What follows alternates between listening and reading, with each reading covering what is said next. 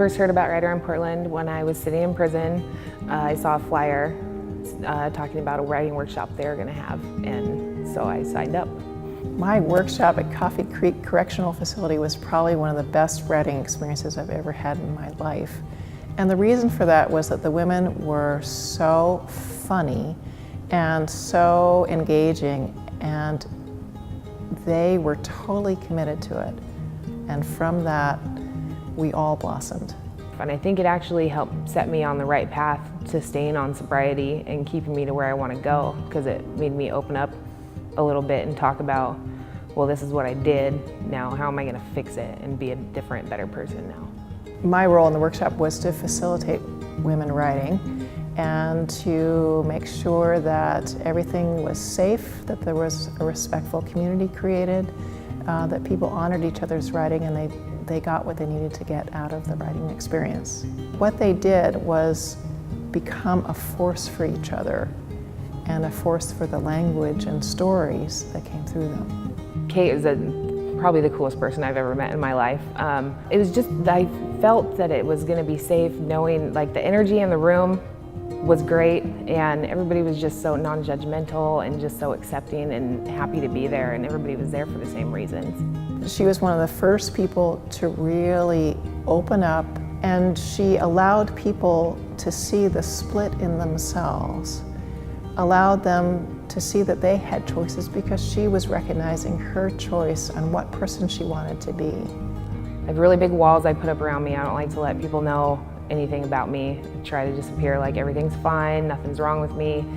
The workshop helped me break down those barriers a little bit and let me know that it's okay to let people figure out things about you. Not everybody's out to get you or is going to hurt you in the end. Like, people actually do care and they're going to be there for you, and it's okay to let people know about that. When I have to be in a right mood to write, and it's usually like when I'm mad about something or depressed or in just a bad mood. Normally when I'd be in that mood, I'd go out and get high and just forget about it. It helps change my thinking patterns and not being in the criminal mindset like I was.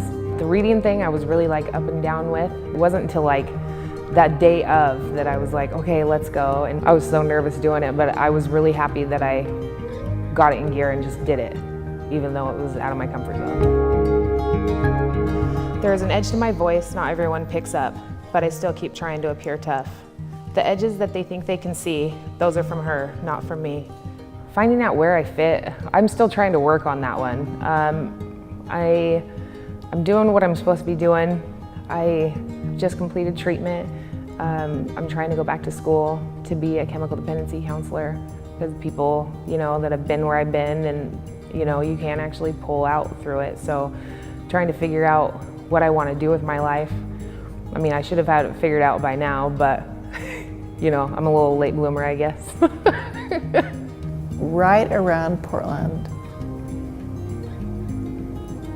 saves lives, and it is one of the most powerful vehicles for change in the world, and I'm not just making that up.